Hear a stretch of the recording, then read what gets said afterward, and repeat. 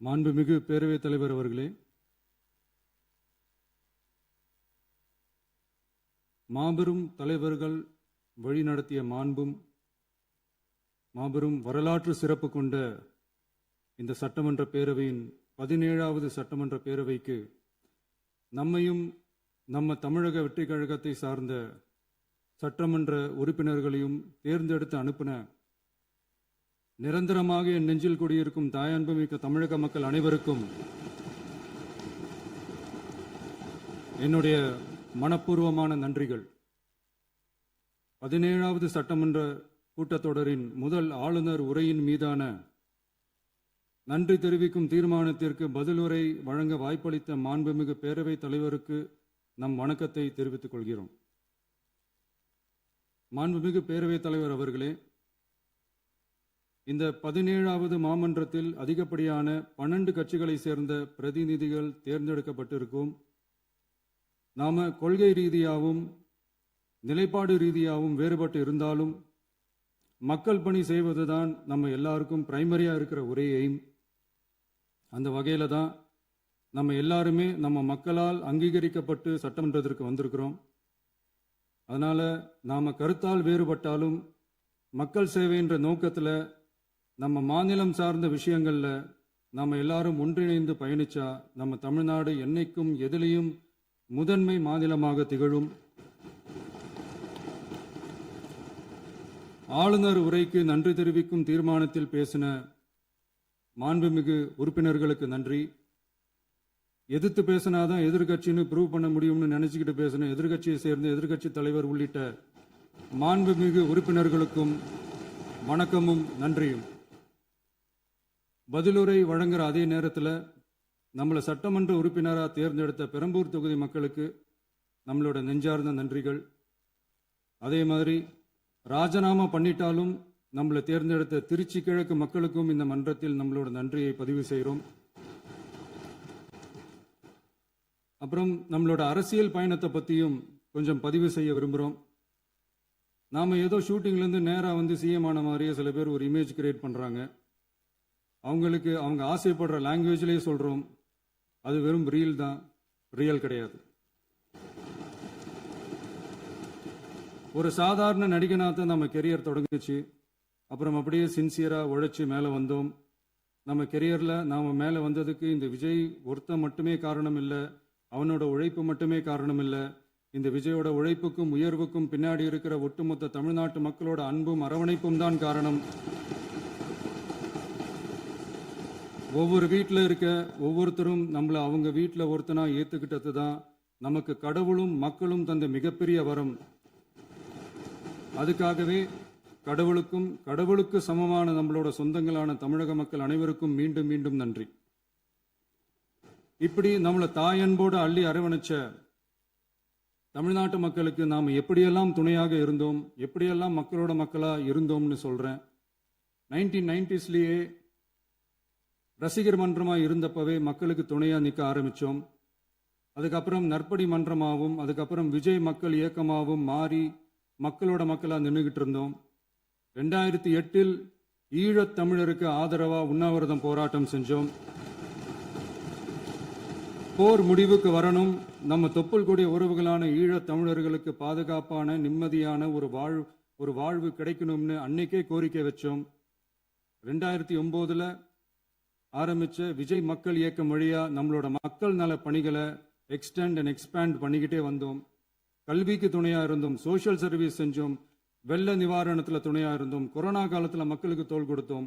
விலையில்லா விருந்தகம், குருதியகம், முட்டைப்பால் ரொட்டி திட்டம், விழியகம், பயிலகம், நூலகம், இப்படி பல வழியில மக்களுக்கு துணையா இருந்தோம். அப்புறம் நம்மளோட திரைப்படங்கள்ல நம்மளால முடிஞ்ச வரைக்கும் ஊழல் எதிர்ப்பை சொன்னோம், சமூக நீதியை சொன்னோம், கல்வியை பத்தி சொன்னோம், அரசியலை பத்தி சொன்னோம். அரசியலை பத்தி பேசுனதுனால நம்ம படங்கள் சந்திச்ச இது வரைக்கும் சந்திக்கிற பிரச்சனையை பத்தி எல்லாருக்குமே தெரிஞ்சது தான். இது மட்டும் இல்லாம 2011 நாகப்பட்டினத்தில் மீனவர் பிரச்சனைகளுக்கு ஆதரவாக ஒரு பெரிய பொதுக்கூட்டம் நடத்தினோம். மீனவர்கள் மீதான தாக்குதலை கண்டிச்சு பேசி அதில் நம்மளோட எதிர்ப்பை பதிவு செஞ்சோம். 2017 ஜல்லிக்கட்டு போராட்டத்தில் தமிழர் பண்பாட்டு உரிமைக்கான நம்மளோட ஆதரவை தெரிவித்தோம். 2018 ஸ்டெர்லைட் போராட்டம் துப்பாக்கி சூட்ல பாதிக்கப்பட்ட நம்ம சொந்தங்களை நேர்ல சந்திச்சு ஆறுதல் சொன்னோம். 2021 உள்ளாட்சி தேர்தலில் விஜய் மக்கள் இயக்க வேட்பாளர்கள் போட்டியிட்டு ஜெயிச்சாங்க. கல்வி விருது விழா நடத்தி சிறந்த மதிப்பெண் பெற்ற மாணவ மாணவிகளுக்கு ஊக்கத்தொகையும் பரிசும் கொடுத்தோம். 2024 தமிழக வெற்றி கழகத்தை ஆரம்பிச்ச உடனேயே CAA-வை எதிர்த்து அறிக்கை விட்டோம்.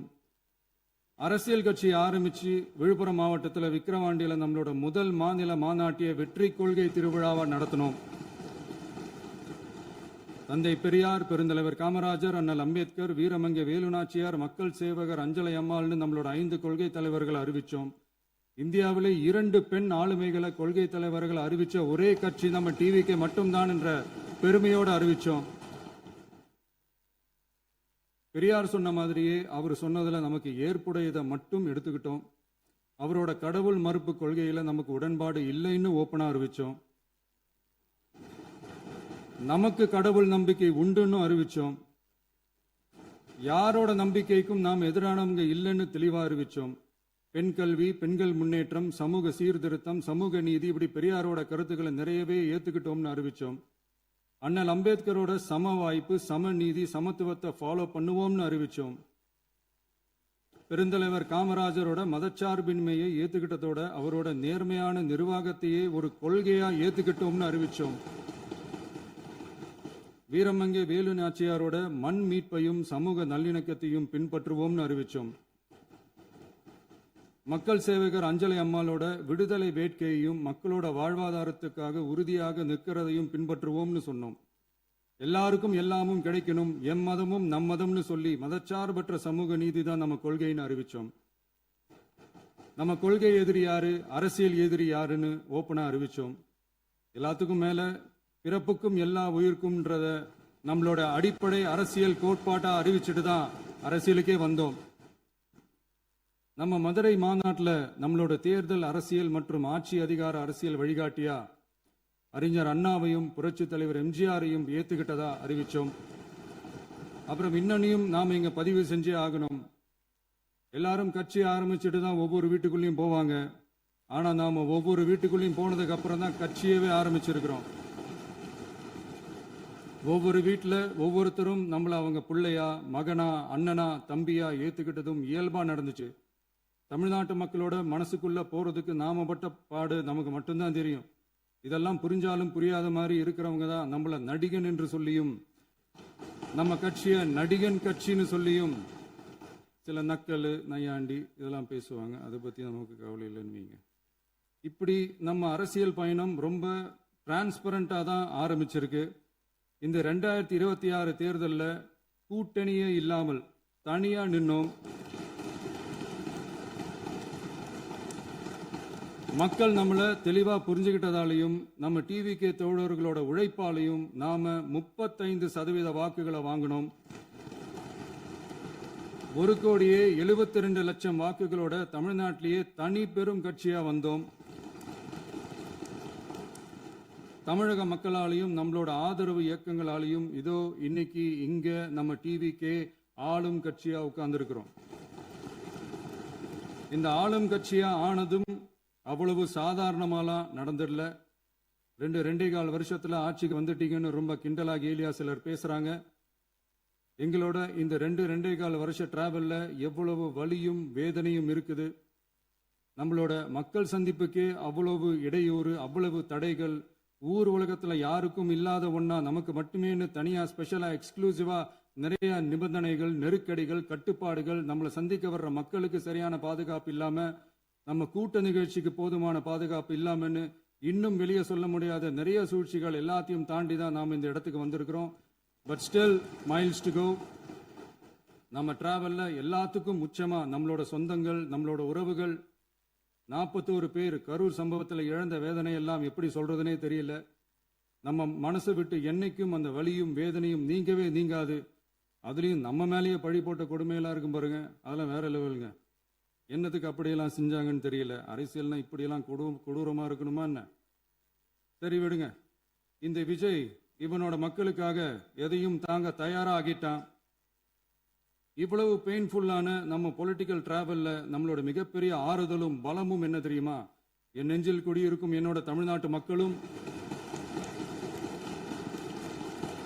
என் உயிருக்கு உயிரான என்னோட தோழர்களும் தான். அவங்களோட பலத்தால தான். அன்னைக்கு 1967ல முன்னாள் முதல்வர் மாண்புமிகு அறிஞர் அண்ணா அவர்கள் தலைமையில் அமைஞ்ச சாமானியர்களோட ஆட்சி மாதிரி 1977ல முன்னாள் முதல்வர் மாண்புமிகு புரட்சி தலைவர் எம்ஜிஆர் அவர்கள் தலைமையில் அமைஞ்ச மிக சாமானியர்களோட ஆட்சி மாதிரி இதோ இன்னைக்கு அதே வரிசையில 2026 சட்டமன்ற தேர்தலில் இந்த விஜயோட தோழர்கள் இடம்பெற்ற ஒரு மிக மிக சாமானியர்களின் ஆட்சி அமைஞ்சிருக்கு. வாகை சூடும் வரலாறு திரும்பி இருக்கிறது. இப்படி ஒரு தீர்ப்பை மக்கள் அளிச்சதுனால தான் தமிழக வரலாற்றில் ஒரு மகத்தான கூட்டணி ஆட்சியை நாம் அமைச்சிருக்கிறோம். இளைஞர்களால என்ன செய்ய முடியும், பெண்களால என்ன செய்ய முடியும்னு கேட்டவங்களுக்கான பதில் தான் இன்னைக்கு அமைஞ்சிருக்கிற நம்ம ஆட்சி. ஒரே ஒரு குடும்பம் மட்டும் முக்கியம்னு சொல்றது நம்மளோட ஆட்சி அதிகார அரசியல் இல்ல. தமிழ்நாட்டில் இருக்கிற ஒவ்வொரு குடும்பமும் முக்கியம்னு சொல்றது தான் நம்ம அரசியல். நம்மளோட ஆட்சி அதிகாரம் அதான் நம்மளோட மனசாட்சி உள்ள மக்கள் ஆட்சி. இந்த 2026 தேர்தலில் யாராலும் உடைக்கவே முடியாதுன்னு சொன்ன மதத்தை உடைச்சோம், சாதியை உடைச்சோம், முக்கியமா காசு கொடுத்து ஓட்டு வாங்குற ஒரு நச்சு கலாச்சாரத்தையே சுக்கு நூறா தூள் தூளா உடைச்சிருந்தோம். நாம கிளீன் கவர்னன்ஸ் அண்ட் குட் கவர்னன்ஸ்ல உறுதியா இருக்கிறோம். இப்ப மட்டும் இல்ல, எப்பவுமே இப்படிதான் இருப்போம். இதுல 100% இது உண்மைன்றதுனால தான் பாரம்பரியமான தினத்தந்தி பத்திரிகை ஊழலின் ஊற்றுக்கண் அடைக்கப்படுகிறதுன்னு 16/6/2026 அன்னைக்கு ஒரு தலையங்கமே எழுதியிருக்கு. ஒரு தவறு செய்தால் அது தெரிந்து செய்தால் அவன் தேவன் என்றாலும் விடமாட்டேன் என்று எம்ஜிஆர் அன்று பாடினார். அதை இன்று விஜய் செயலில் காட்டுகிறார்னு அந்த எடிட்டோரியல்ல எழுதியிருக்கு. இந்த நேரத்தில் தினத்தந்திக்கு நம்மளோட நன்றியை தெரிவிச்சுக்கிறோம். அரசியலுக்கு வந்து 2 வருஷம் தான் ஆகுது. உங்களுக்கு என்ன தெரியும், உங்களால என்ன முடியும்னு கேலியா கேட்டவங்களுக்கு தினத்தந்தியோட பதிலை இப்போதைக்கு போதும்னு நினைக்கிறேன். என்னென்னமோ செய்வான்னு சொல்றானே இந்த விஜய், பல வருஷமா இருக்கிற ஒரு பதவி வெறி பிடிச்ச அரசியலை உடைச்சி எப்படி செய்வான்னு நம்ம மக்களை யோசிச்சிருவாங்க. இதோ இப்போ நம்ம மக்களுக்கு புரிஞ்சிருக்கும். இப்பவும் சொல்றோம், இது வெறும் ஆரம்பம் தாங்க. இந்த மாபெரும் சபையிலிருந்து கேட்கிற மக்களே, நமக்கு கொஞ்சம் அவகாசம் கொடுங்க. இதுக்கு முன்னாடி, அதாவது 2017 கடைசியில இருந்து 2026 ஏப்ரல் வரைக்கும் இருந்த புண்ணியவான்கள் ஆட்சியில ஒவ்வொரு டிபார்ட்மெண்ட்லயும் போட்ட ஏராளமான ஓட்டைகளை அடைச்சிக்கிட்டே படிப்படியா மக்களுக்கு நல்லதையும் செஞ்சுக்கிட்டே வருவோம். அதனாலதான் நமக்கு எதிரா யார் யாரோ சேரவே மாட்டாங்கன்னு நினைச்சவங்க எல்லாம் ஒன்னா சேர்றாங்க. நம்ம ஆட்சிக்கு டேட்டு குறிக்கிறாங்க.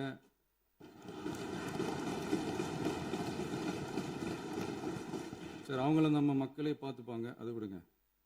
நாம ஆட்சிக்கு வந்து சரியா 40 நாள் ஆகுது. அதுக்குள்ள என்ன செஞ்சீங்கன்னு கேட்கிறாங்க. ஒரு லிஸ்ட் ஒன்று சொல்றேன் கேளுங்க.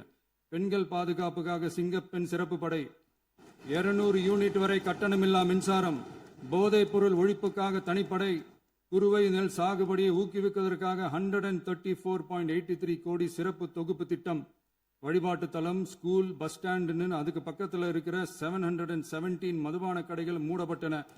அங்க வேலையில் இருந்தவர்களுக்கு வேறு கடைகளில் வேலை, கவனிக்கப்படாமல் விடப்பட்ட அம்மா உணவகங்கள் புதுப்பிக்கப்பட்டன. பத்திரப்பதிவு துறையில் பகல் கொள்ளைக்கு ஃபுல் ஸ்டாப் வைக்கப்பட்டுள்ளது. வருகையில்லா ஆவண பதிவு முறை கொண்டு வர உத்தேசிக்கப்பட்ட செயல்பாட்டில் உள்ளது. அரசு மற்றும் தனியார் மருத்துவமனையில் ஸ்கேன் மையங்களில் கருவுறுவதற்கு முன் மற்றும் பின் ஏற்படும் தவறுகளை கண்காணிக்கவும், மருத்துவ நிறுவனம் முறைப்படுத்தும் சட்ட விதிகள் பின்பற்றப்படுகிறதா என கண்காணிக்கவும், மருத்துவ மற்றும் ஊரக பணிகள் இயக்கத்தின் பயன்பாட்டிற்காக 40 புதிய வாகனங்கள் வழங்கப்பட்டுள்ளது. கூட்டுறவு வங்கியின் ஏழை எளிய மக்கள் வாங்கிய கடனுக்கு முதல் முத்தாய்ப்பாக ரூபாய் 2045 கோடி தள்ளுபடி வழங்கி ஆணையிடப்பட்டுள்ளது. ஒன்றிய அரசிடம்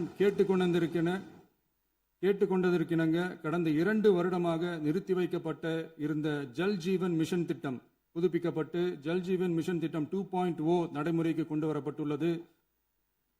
18,500 கோடி அளவில் உறுதியளிக்கப்பட்ட காஞ்சிபுரம் மாவட்டத்தில் மைய விரிவாக்க திட்டம், கோயம்புத்தூரில் மின்னணு பொருட்கள் மற்றும் மின்னணு அமைப்புகள் உற்பத்தி திட்டம், மற்றும் திருவள்ளூர் மாவட்டத்தில் காட்டுப்பள்ளி LNT கப்பல் கட்டும் தளம் விரிவாக்க திட்டத்திற்கு ஒப்பந்தங்கள் போடப்பட்டுள்ளன.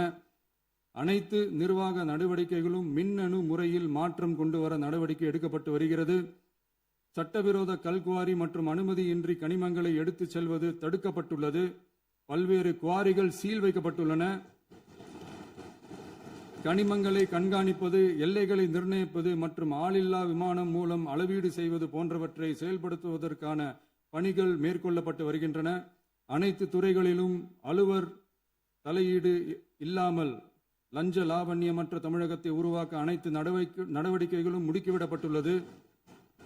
இதெல்லாம் சாம்பிள் தான், இன்னும் இருக்கு. இந்த வெறும் 40 நாளுக்குள்ளேயே இவ்வளவு செஞ்சிருக்கோம்னா இனி வர்ற நாட்கள்ல கொஞ்சம் கொஞ்சமா படிப்படியா ஸ்டெடியா உழைச்சி லஞ்ச லாவண்யம் இல்லாத, ஊழல் இல்லாத, பெண்களுக்கு பாதுகாப்பான, சுதந்திரமான, டிரான்ஸ்பரண்டான தமிழ்நாட்டை நம்ம சொந்தங்களான தமிழக மக்களுக்கு தர்றது தான் நம்மளோட ஒன் அண்ட் ஒன்லி டார்கெட்.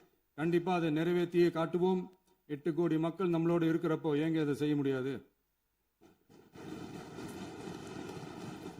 மாண்புமிகு பேரவைத் தலைவர் அவர்களே, தமிழ்நாட்டின் கருவூலம் எப்படி திசை மாறி உருமாறி தேய்ந்து ஓய்ந்து கிடைக்கிறதுன்னு சொன்னாங்க. திசை மாறி உருமாறி தேய்ந்து ஓய்ந்துன்னு வசனம் மாதிரி ரைமிங்கா இல்லாம வளமான இலக்கியமா இதே சபையில பேசினவங்களோட திறமையான ஆட்சியில நடந்த நிதி மேலாண்மையை பத்தி வெள்ளை அறிக்கையா வெளியிட்டோம். வெள்ளை அறிக்கை வந்ததிலிருந்தே கண்ணை கட்டுதுங்க. அந்த காலத்துல தான் பிள்ளையோ பிள்ளை, தொல்லையோ தொல்லைன்னு சொன்னாங்க. அதே மாதிரி தாங்க அவங்க ஆட்சியாலையும் அவங்களாலையும் இன்னைக்கு தமிழ்நாட்டுக்கே தொல்லையோ தொல்லை. இப்படி ஒரு நிலைமையை உண்டாக்கி வச்சுட்டு இவங்க சொல்றாங்க நமக்கு ஆட்சி செய்ய தெரியாதுன்னு. நம்ம அமைச்சர்களுக்கும் நம்ம சட்டமன்ற உறுப்பினர்களுக்கும் ஒன்றும் தெரியாதுன்னு. ஆமாங்க, எங்களுக்கு தெரியாதுதான். எங்க சட்டமன்ற உறுப்பினர்களுக்கும் அமைச்சர்களுக்கும் மக்கள் பணி செய்ய தெரிஞ்ச அளவுக்கு மக்கள் பணத்தை சுருட்ட தெரியாதுதான்.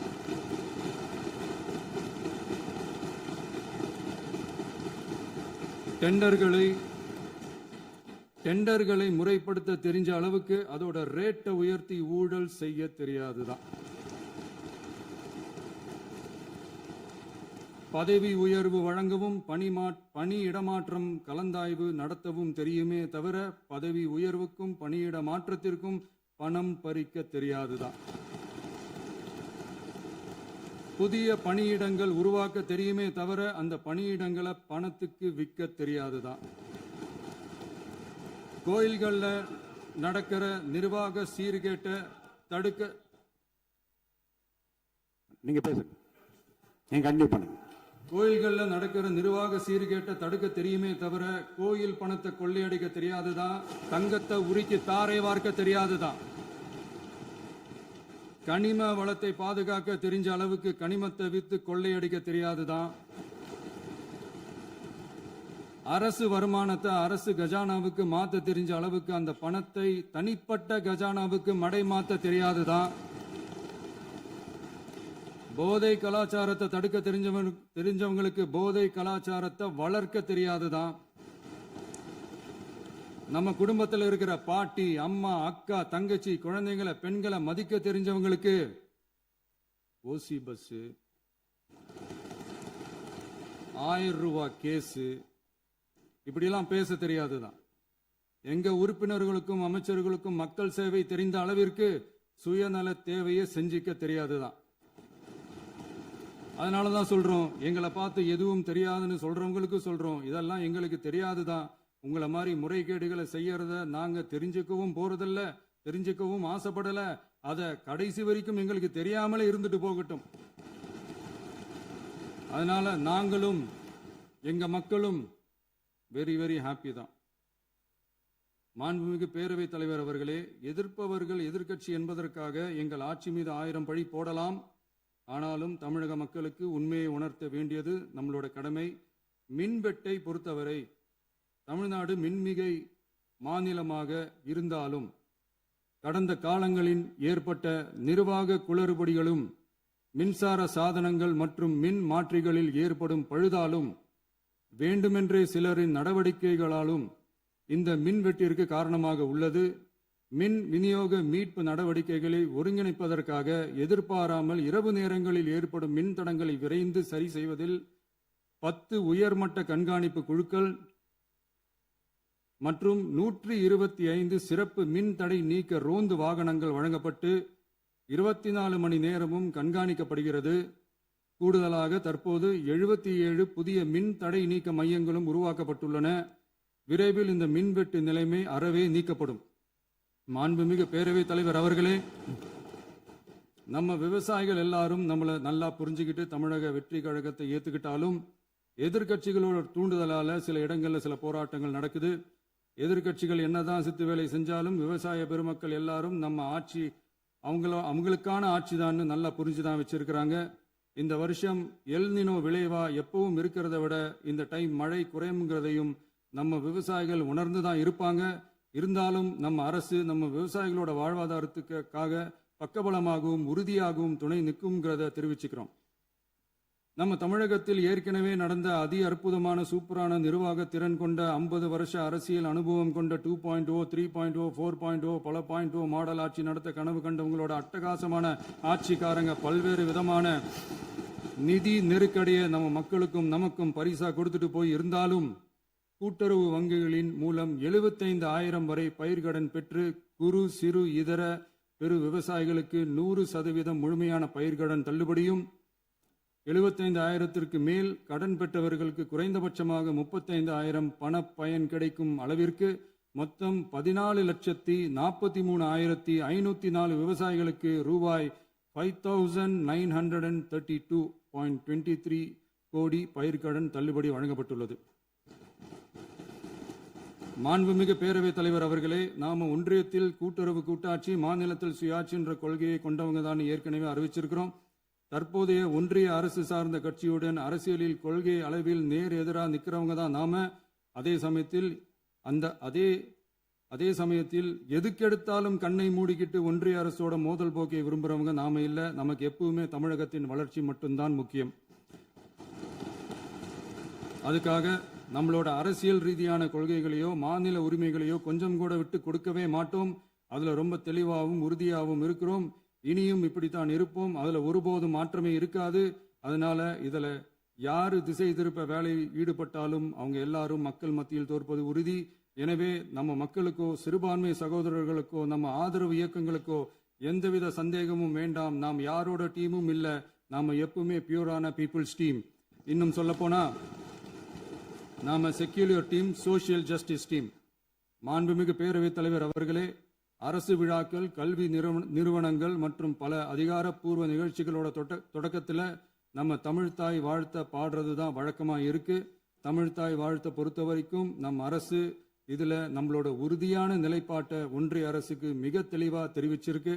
அது இல்லாம இதில் மாநில அரசின் கொள்கைக்கு ஏற்ப ஒன்றிய அரசின் அறிவிக்கையில் திருத்தம் மேற்கொள்ள கோரிக்கையும் விடுக்கப்பட்டுள்ளது. நீட் தேர்வை பொறுத்தவரை கிராமப்புற மற்றும் பொருளாதார ரீதியாக பின்தங்கிய மாணவர்களுக்கு சமமான வாய்ப்பை வழங்குவதில்லை. மருத்துவ கல்வியில் சமூக நீதி மற்றும் சம வாய்ப்பை நீட் பாதிக்கிறது என்பதை உணர்கிறோம். எனவே மருத்துவ படிப்புகளுக்கான சேர்க்கையை 12ஆம் வகுப்பு மதிப்பெண்களின் அடிப்படையில் நடத்த வேண்டும் என்று நமது அரசு வலியுறுத்தி வருகிறது. மத்திய அரசிடம் நீட்டிலிருந்து தமிழ்நாட்டிற்கு விலக்கு வழங்க வேண்டும் என்று கோரிக்கை விடுத்துள்ளது. மாண்புமிகு பேரவைத் தலைவர் அவர்களே, பேரறிஞர் அண்ணா அவர்கள் தலைமையிலான அரசு 1968இல் இருமொழி கொள்கையை நடைமுறைப்படுத்தியது. தமிழ் ஆட்சி மொழி, தமிழ் மொழியை பாதுகாப்பது, மாணவர்களுக்கு ஆங்கிலத்தின் மூலம் உலக அளவிலான வாய்ப்புகளை வழங்குவது, எந்த ஒரு மொழியையும் கட்டாயமாக திணிப்பதை தவிர்ப்பது மற்றும் எதிர்ப்பது, நிலத்தின் மொழி மற்றும் பண்பாட்டு அடையாளத்தை பேணுவது என்பதை நம் தமிழக வெற்றிக் கழக ஆட்சி ஏற்றுக்கொண்டுள்ளது. எனவே தமிழ்நாட்டில் தமிழ் ஆட்சி மொழி மற்றும் இருமொழி கொள்கை என்பதில் நமக்கு மாற்று கருத்தே இல்லை.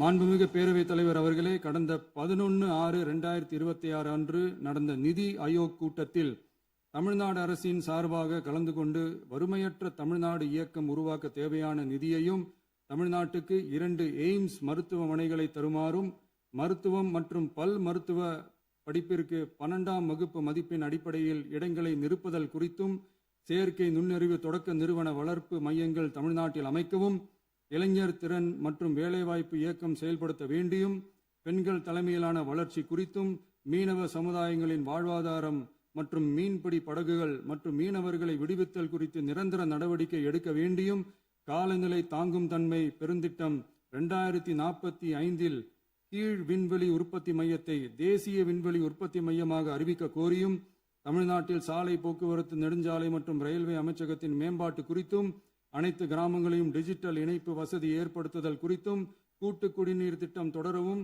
அரசின் விழாக்களில் தமிழ்தாய் வாழ்த்துக்கான முதலிடத்திற்கான கோரிக்கையும், மேகதாது அணை கட்டுமான நிறுத்தத்தை உறுதிப்படுத்தவும், மாநிலத்தின் மீது மும்மொழி கொள்கையை வற்புறுத்தாமல் புதிய கல்விக் கொள்கையை திணிக்காமல் தமிழகத்திற்கான கல்வித் தொகை ரூபாய் 3284 கோடியை விடுவிக்க கோரியும், ஆண்டுதோறும் 5 லட்சம் இளைஞர்களுக்கு உதவித் தொகையுடன் கூடிய பணியினை தொழில்நுட்ப பயிற்சி வழங்க ஒத்துழைப்பு வழங்குமாறும், ஒகேனக்கல் 3ஆம் கட்ட கூட்டு குடிநீர் திட்டத்திற்கான நிதி ரூபாய் 2283.40 விடுவிக்கவும், வேலை வாய்ப்பு மற்றும் வாழ்வாதாரத்துக்கான உத்தரவாத திட்டத்தின் கீழ் வேலை வாய்ப்புகளை உருவாக்க உடனடி நடவடிக்கை மேற்கொள்ள வேண்டியும் மற்றும் திருக்குறளை தேசிய இலக்கியமாக அறிவிக்குமாறும் தமிழ்நாடு சார்பில் பேசியுள்ளோம் என்பதை தெரிவித்துக் கொள்கிறோம். மாண்புமிகு பேரவைத் தலைவர் அவர்களே, அண்டை மாநிலங்களுடனான நட்புறவு ஒரு மாநிலத்தின் வளர்ச்சிக்கும் நாட்டின் ஒற்றுமைக்கும் மிகவும் அவசியமானது. தமிழ்நாடு தனது அண்டை மாநிலங்களுடன் நதி நீர் பங்கீடு, பொருளாதாரம், கல்வி, கலாச்சாரம் மற்றும் போக்குவரத்து துறைகளில் நல்லுறவை பேணி வருகிறது. பரஸ்பர மரியாதை, ஒத்துழைப்பு மற்றும் கூட்டாட்சி தத்துவத்தின் அடிப்படையில் அண்டை மாநிலங்களுடனான நட்புறவை வலுப்படுத்தவும் நமது ஆட்சியில் காக்கப்படுகிறது. மாண்புமிகு பேரவைத் தலைவர் அவர்களே, சட்டம் ஒழுங்கை பற்றி பேச்சு வந்தது. சட்டம் ஒழுங்கு சரியா இருக்கணும் அப்படின்றதுல எங்களுக்கு மாற்று கருத்தே கிடையாது. கண்டிப்பாக லா அண்ட் ஆர்டர் கரெக்டாக இருக்கணும், கரெக்டாக இருக்கும், இருக்க வைப்போம். அதே மாதிரி பெண்கள் பாதிக்கப்படுறதையும் இங்கே யாராலையும் சகிச்சிக்கவே முடியாது. அதுக்கான கடுமையான நடவடிக்கைகள் நம்ம அரசு எடுத்துக்கிட்டு இருக்கிறோம். இந்த சிங்கப்பெண் சிறப்பு அதிரடி படை கூட அதுக்கான ஒரு ஃபர்ஸ்ட் ஸ்டெப் தான். அதே மாதிரி இந்த போதைப் பொருள் நடமாட்டம், அதை கண்ட்ரோல் பண்ணுறதுக்கும் நம்ம அரசு கடுமையான நடவடிக்கைகள் எடுத்துக்கிட்டு இருக்கிறோம். அதையும் கண்டினியூ பண்ணி எடுப்போம். மாண்புமிகு பேரவைத் தலைவர் அவர்களே, இப்போ நான் சொன்ன இந்த பிரச்சனைகள்லாம் 2026 போன மாதம் மே மாதம் 10ஆம் தேதி புதுசாக வந்துடல. இதெல்லாம் பல வருஷமா இருக்கிற பிரச்சனைகள் தான், பல வருஷமா கண்டுக்காம விட்ட பிரச்சனைகள் தான். இன்னைக்கு எதிர்கட்சிக்காரங்க அதை பற்றி கேட்கும் போது எனக்கு அது அக்கறையா தெரியல, அவதூறு அரசியலாக தான் தெரியுது, பழி போடுற அரசியலாக தான் தெரியுது. இப்படி அவதூறு பழி போடுறவங்கள பார்த்து ஒன்று தான் கேட்கணும்னு தோணுது. கடந்த 9-10 மாசமா நம்ம ஸ்டேட்ல சட்டம் ஒழுங்கு டிஜிபியே இல்லை. சட்டம் ஒழுங்கு டிஜிபியை போடுங்கன்னு சொல்லி எல்லாம் ஓஞ்சி போயிட்டோம். போன ஆட்சியில் நடந்ததுக்கெல்லாம் இப்பதான் விடையே கண்டுபிடிக்கிறோம் நம்ம ஆட்சியில்.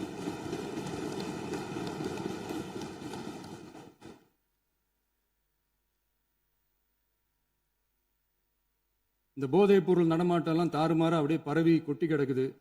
இதெல்லாம் இனிஷியல் ஸ்டேஜ்லயே யார் கண்ட்ரோல் பண்ணியிருக்கணும்? போலீஸ் டிபார்ட்மெண்ட் அப்போ யார் கையில் இருந்தது? இத்தனை கேள்வி நம்மளை பார்த்து கேட்குறாங்களே, ஒரே ஒரு கேள்வி தான் நான் கேட்கணும்னு தோணுது. போலீஸ் டிபார்ட்மெண்ட்டை கையில் வச்சுக்கிட்டே பிகினிங்லேயே இனிஷியல் ஸ்டேஜ்லேயே இந்த போதைப் பொருள் நடமாட்டத்தை ஏன் கண்ட்ரோல் பண்ணலை? மனசாட்சி உள்ளவங்க இந்த பிரச்சனையெல்லாம் ஏன் நடக்குதுன்றது அவங்களுக்கே நல்லா தெரியும். இன்னைக்கு சட்டம் ஒழுங்கை பற்றி கேள்வி கேட்கக்கூடாதா அப்படின்னா தாராளமாக கேட்கலாம். இது ஜனநாயக அரசு, மன்னராட்சிலாம் கிடையாது, மனசாட்சி உள்ள மக்களாட்சி. அதனால கேள்வி கேட்கலாம், எல்லாருக்கும் எல்லா உரிமையும் உண்டு. விமர்சனம் செய்யலாம், எல்லாருக்கும் எல்லா உரிமையும் உண்டு. ஆனால் நம்ம ஆட்சியில் என்ன நடவடிக்கைகள் எடுத்திருக்கோன்றது தெரிஞ்சுக்கிட்டு அதுக்கேற்ற மாதிரி ஒரு நடுநிலையாக பேசுனீங்கன்னா கொஞ்சம் நல்லா இருக்கும். சட்டம் ஒழுங்கை பற்றி யாருக்கு என்ன யோசனை இருந்தாலும், மக்கள் நலனுக்காக யாருக்கு என்ன யோசனை இருந்தாலும் அதை தாராளமாக சொல்லலாம். நம்ம அரசு அது காது கொடுத்து கேட்கும். ஆனால் நம்ம அரசினுடைய நிர்வாகத்திறன் அதை பற்றி பேசுறவங்களுக்கு இந்த ஊரடிச்சு உலையில போட்டு ஊழல் மேல ஊழலா செஞ்சுக்கிட்டு அதுலேருந்து தப்பிக்கிறதுக்கு பேர் தான் நிர்வாகத்திறன் அப்படின்னு சொன்னா, அப்படிப்பட்ட ஒரு ஊழல் செய்யற நிர்வாகத்திறனை நம்ம அரசு ஒரு நாளும் செய்யாது. பொட்டி பெட்டியா பணத்தை வச்சுக்கிட்டு, பெட்டியை வச்சு எல்லாம் செஞ்சுக்கிட்டு, போதைப் பொருள் பாதுகாவல் கழக மாடல் அரசாங்கம் செஞ்ச ஒவ்வொரு ஊழலா வெளியில வந்துகிட்டு இருக்கு. டாஸ்மாக்ல அது என்னப்பா அது பேரு, பார்ட்டி ஃபண்ட், கட்சி நிதி அப்படின்ற பேர்ல அடிச்ச கொள்ளையெல்லாம் ஒண்ணு ஒண்ணா இப்போ கவர்மெண்டோட கஜானாவுக்குள்ள கொண்டு சேர்த்துக்கிட்டே இருக்கிறோம். உட்காருங்க. மாண்புமிகு முதல்வர்கள் பதில் உரைக்கு பிறகு முதல்வர் பதில் உரைக்கு பிறகு நேரம் தரேன். அப்ப பேசட்டும், அவங்க பேசட்டும், அவங்கள பேச அனுமதி. உட்காருங்க, உட்காருங்க.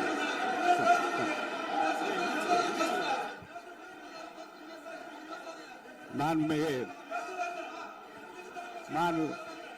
அலோவ் பண்றேன் உட்காருங்க. மாண்பு உறுப்பினர்கள் நீங்க இங்க உட்காருங்க, அமைதியா உட்காரு. நீங்க எல்லாம் உட்காருங்க. உட்காருங்க, உட்காருங்க. மாண்புமிகு நீங்க எல்லாரும் உட்காருங்க, உட்காருங்க, உட்காருங்க, உட்காருங்க, உட்காருங்க. அமைதியா உட்காருங்க. இருங்க, உட்காருங்க. அப்புறம் நீங்க என்ன உட்காருங்க, நான் கொடுப்பேன். உட்காருங்க, நான் பாயிண்டா கொடுங்க, நான் கொடுக்குறேன். உட்காருங்க, உட்காருங்க, உட்காருங்க, உட்காருங்க, உட்காருங்க, உட்காருங்க, உட்காருங்க, உட்காருங்க, உட்காருங்க, உட்காருங்க, உட்காருங்க. மாண்புமிகு முதல்வர் அவர்கள் போர்வையாக நிதானமாக சொல்லிக்கொண்டே இருக்கிறார். நீங்க குறிப்பெடுத்து வைத்துக் கொள்ளுங்கள். பேசி முடித்தவுடன் நான் உங்களுக்கு அவகாசம் தருகிறேன். நீங்க ஒண்ணு ஒண்ணா சொல்லுங்க, என்ன என்பது நீங்க சொல்லுங்க. உங்க சொல்லுகிற வாய்ப்பை நான் உங்களுக்கு தருகிறேன். இப்போது மாண்புமிகு முதலமைச்சர் உங்கள் உரையை தொடரலாம்.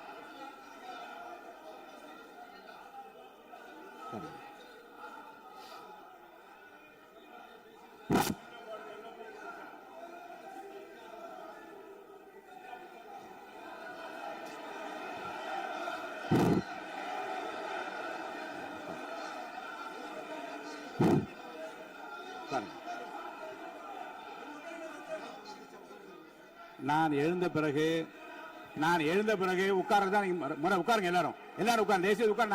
நான் அலோவ் பண்றேன். உட்காருங்க, அமைதியா உட்காருங்க. நான் அலோவ் பண்றேன். அமைதியா உட்காருங்க, உட்காருங்க. அங்க இருந்து குரல் கொடுக்காதீங்க. உட்காருங்க.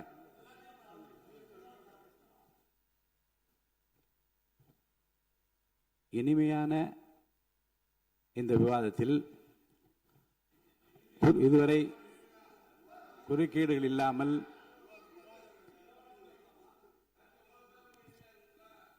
கொஞ்சம் அமைதியா இருங்க. மாண்புமிகு முதல்வர் அவர்கள் பேசி முடித்தவுடன் பாயிண்ட் ஆஃப் ஆர்டர் கேட்டிருக்கேன், நான் அனுமதிக்கிறேன். எதிர்க்கட்சி தலைவருக்கு மட்டும் நான் அனுமதி தருகிறேன். அவர் எழுந்து பேசலாம். மாண்பு முதலமைச்சர் நீங்க கண்டினியூ பண்ணி முடிக்கலாம். நீ எல்லாரும் எழுந்துச்சீங்கன்னா சரி வராது. உட்காருங்க, நான் சொல்லியிருக்கேன். உட்காருங்க, உட்காருங்க, உட்காருங்க.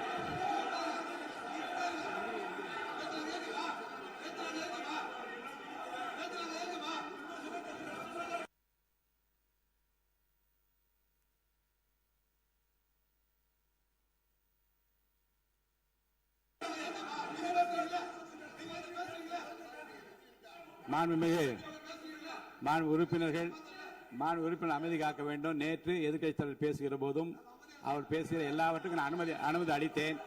அதில் பாயிண்ட் ஆஃப் கேளுங்க, அந்த விவாதத்தில் கேளுங்க. இப்போதும் மாண்புமிகு முதலமைச்சர் அவர்கள் பேசி முடித்த பிறகு நான் உங்களுக்கு அதுக்குரிய அவகாசத்தை தருகிறேன். நீங்க கேள்வி கேளுங்க. கேட்கிற உரிமையும் விளக்கத்தை பெற்றுக்கொள்ள உரிமை உங்களுக்கு இருக்கிறது. அதற்கு அவகாசம் நான் தருகிறேன்.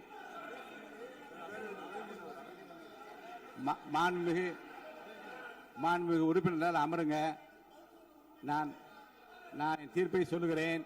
மாண்புமிகு முதலமைச்சர் அவர்கள் பேசி முடித்தவுடன் எதிர்க்கட்சி தலைவருக்கு அந்த வாய்ப்பை நான் தருகிறேன்.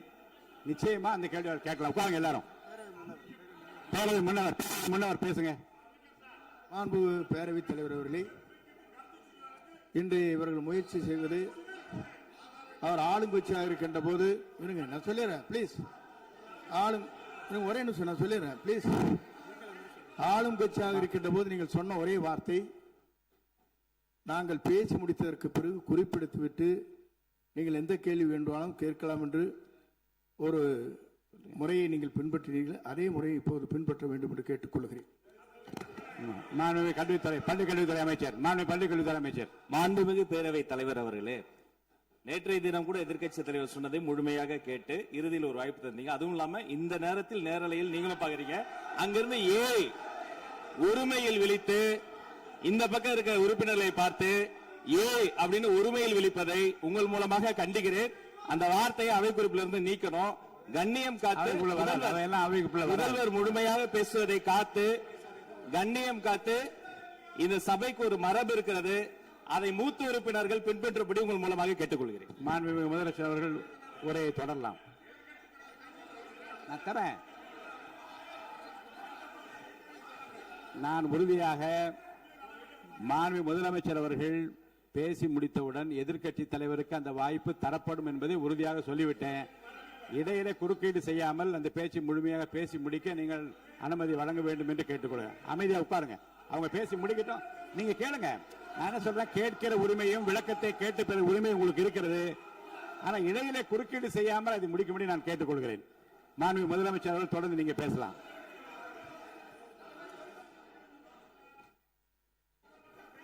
எதிர்க்கட்சி தலைவர்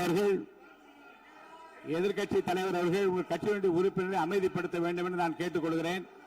உங்களுக்கு வாய்ப்பு தரவில்லை என்றால் அவர் எழுந்து நிற்பதில் நியாயம் இருக்கிறது. வாய்ப்பு தரப்போகிறேன். நான் முதலமைச்சர் அவர்கள் பேசி முடித்தவுடன் உங்களுக்கு வாய்ப்பு தரப்படும்.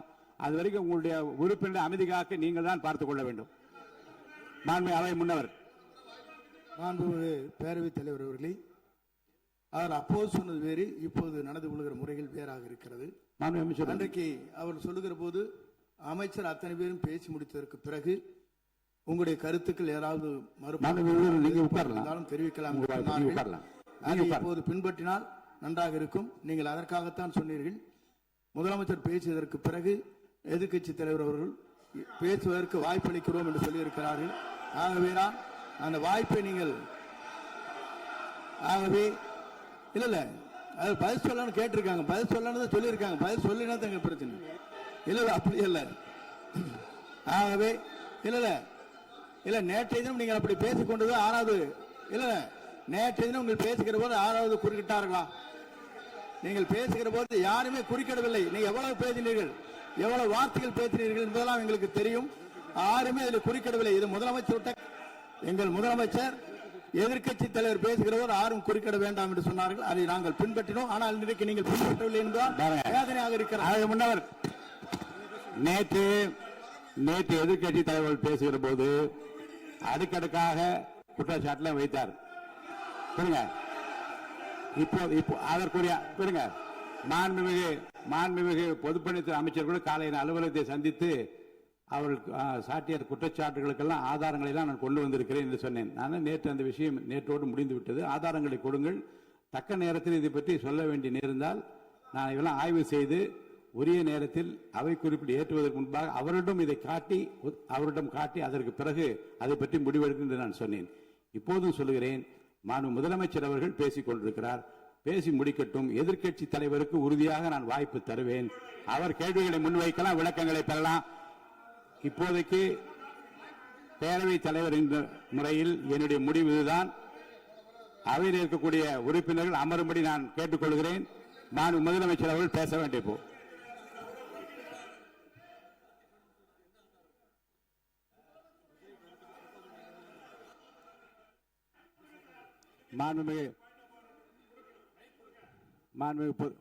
இருங்க.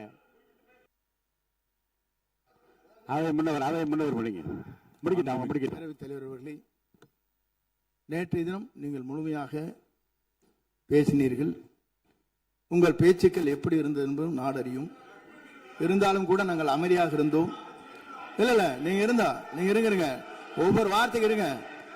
நீங்க மின்வெட்டையில நீங்க சொன்னீங்க, உங்களுடைய முன்னாள் அமைச்சர் ஆற்காடு வீராசாமி இருக்கிற போது மின்வெட்டால் தான் நாங்கள் ஆட்சியே மாறியது என்றெல்லாம் சொன்ன கதையெல்லாம் இருக்கு. அதெல்லாம் சொன்னோம்னாங்க, நாங்களே அமைதியா இருந்தோம். அதுக்காக நீங்க தயவு செய்து எதிர்க்கட்சி தலைவருக்கு வாய்ப்பளிக்கிறார்கள். அந்த வாய்ப்பை நீங்கள் அவர் முதலமைச்சர் பேசுவதற்கு பிறகு பேசினால் அழகாக இருக்கும். அவை முன்னர் பள்ளி கல்வித்துறை அமைச்சர். மாண்புமிகு பேரவைத் தலைவர் அவர்களே, அவர் ஒரே ஒரு வார்த்தையை தான் சொன்னார். பார்ட்டி ஃபண்ட் என்ற வார்த்தையை கேட்டு எதிர்க்கட்சி நண்பர்கள் கோபப்படுகிறார்கள். ஆனால் அதன் மீது உங்களுக்கு பாயிண்ட் ஆஃப் ஆர்டர் தருவதாகவும் நீங்கள் சட்டப்பேரவைத் தலைவர் சொல்கிறீர்கள். நேற்றைய தினம் இதே போல வெற்றி தலைவர் அவர்களினுடைய வழிகாட்டில் வளர்ந்த நாங்கள் சகிப்புத்தன்மையோடு அவர்கள் பல வார்த்தைகள் சொன்னார்கள். புதிதாக சோஃபா மாடல் என்றார்கள், குதிரை பேரம் என்றார்கள், எத்தனையோ வார்த்தைகள் சொன்ன போது சகிப்புத்தன்மையோடு அதை கேட்டு பொறுமையாக இருந்தோம். இவர்கள் குதிரை பேரம் எல்லாம் அவைக்குள் நீக்கப்பட்டு விட்டது. சரி, சோஃபா மாடல் என்று ஒன்று சொன்னார்கள்.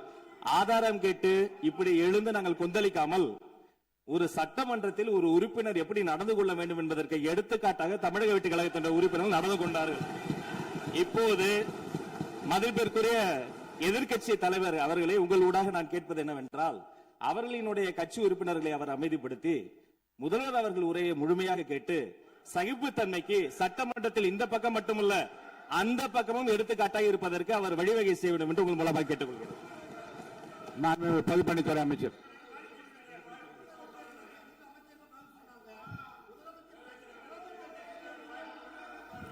மாண்புமிகு பேரவைத் தலைவர் அவர்களே, திராவிட முன்னேற்ற கழகம் முதல் நாளில் இந்த சபையுடைய மரபையும் பாரம்பரியத்தை பற்றியும் நமக்கு வகுப்படுத்தார்கள். அந்த மரபுப்படி எங்களுடைய தலைவருடைய வழியில் இந்த சட்டசபையுடைய நிகழ்வுகளில் நாங்கள் கலந்து கொண்டிருக்கிறோம். நேற்று எதிர்க்கட்சி தலைவர் பேசும் பொழுது எவ்வளவோ வார்த்தைகள் உண்மைக்கு புறம்பாக சட்டத்திற்கு எதிராக ஒரே நிமிஷம் பேசுறேன். சட்டத்திற்காக பேசும் பொழுது நாங்கள் அமைதியாக இருந்தோம். ஒரு 2-3 முறை தான் அவரு பேசும்போது மினிஸ்டர்கள் இருந்துச்சு நின்னாங்க. ஆனா இன்னைக்கு மாண்புமிகு முதலமைச்சருடைய முதல் உரை கடந்த 4 நாட்களாக திராவிட முன்னேற்ற கழகம் முதலமைச்சர் ஏன் பேசலன்னு சொல்லிட்டே இருந்தாங்க. இன்னைக்கு பேச ஆரம்பிச்ச உடனே அவர் சொன்ன வார்த்தை பார்ட்டி ஃபண்ட் சொன்னார். எந்த பார்ட்டின்னு சொல்ல. ஆனா அந்த வார்த்தைகள் சொல்லி முடிஞ்ச உடனே எதற்காக முதலமைச்சருடைய பேச்ச இவங்க குறுக்கிறாங்கன்னு தெரியல. நீங்கள் சொன்னதுபடி முதலமைச்சர் பேச வேண்டும். பேசிய பின்பு கருத்துகளுக்கு பதிலளிக்க அவர்கள் பதிலளிக்க நாங்களும் பதிலளிக்க தயாராக இருக்கிறது பதிவு பண்றோம். மாண்பு முதலமைச்சர் அவர்கள்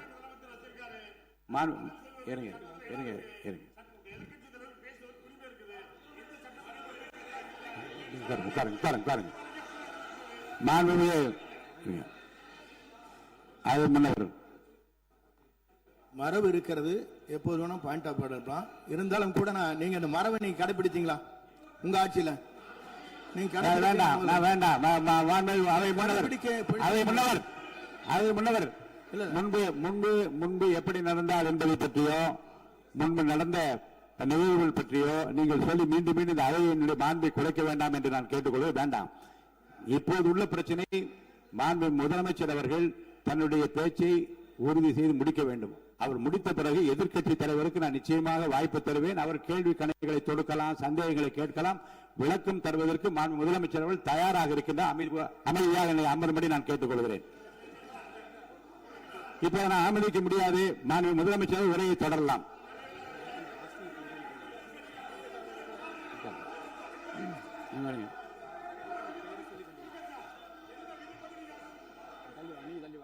மாண்புமிகு உறுப்பினர் ஆஸ்டின் உங்க இடத்துல போய் உட்காருங்க. மாண்புமிகு உறுப்பினர் ஆஸ்டின், நீங்க ஒரு மூத்த உறுப்பினர், சபை விதிகளை நன்கு தெரிந்த ஒரு உறுப்பினர், நீங்க போய் இடத்துல உட்காருங்க. முதல்ல மாண்புமிகு முதலமைச்சர் அவர்கள் உரையை தொடரலாம். இப்போது எந்த விதமான பாயிண்ட் ஆஃப் ஆர்டர்